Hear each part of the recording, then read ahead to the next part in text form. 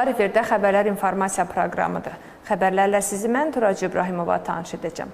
Bugün Marneolidə 9 aprel hadisələri zamanı həlak olanlar anıldı. Belə ki, Algeta, Maris və Seretelidə 9 aprel abidələri önünə əklilər və güllər qoyuldu.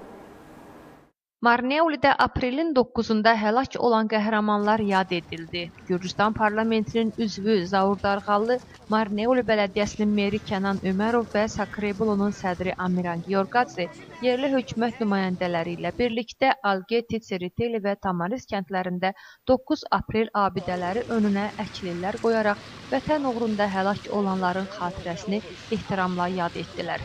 Qəhrəmanların ruhunu yad etmək üçün anım mərasimi keçirildi. Bugün Marneolidə 9 aprel qəhrəmanlarının xatirəsini yad etdik. 9 aprel müstəqilliyimiz tarixində ən mühüm günlərdəndir.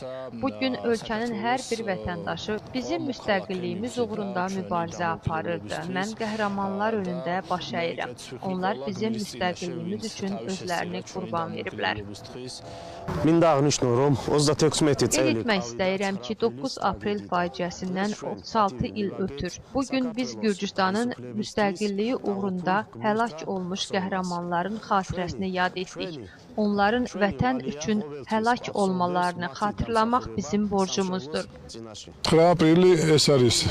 9 aprel Gürcüstanın ən yeni tarixində faciə günüdür. Eyni zamanda qalibiyyət günümüzdür. Bu birliyin, qəhrəmanlığın, müstəqillik uğrunda mübarizənin rəmzidir. 9 aprel hadisələrindən 2 il sonra Gürcüstan öz müstəqilliyini qeyd etdi.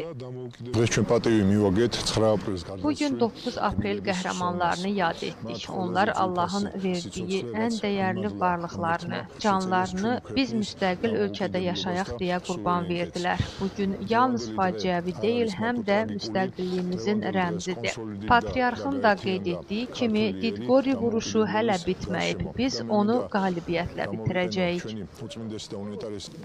Xatırlatmaq istərdik ki, 1989-cu il aprelin 9-da Tbilisidə baş verən və Gürcüstanın müstəqilliyi tələbi ilə keçirilən dinc nümayişi Sovet ordusunun yatırması ilə təzahür edən qanlı hadisələr Gürcüstanın milli azadlıq hərəkatında həlledici rol oynadı. Belə ki, aprelin 9-na keçən faciəli gecədə 21 nəfər həlak oldu, 427 nəfər yaralandı. 2 il sonra 1991-ci ilin aprelin 9-da Gürcüstan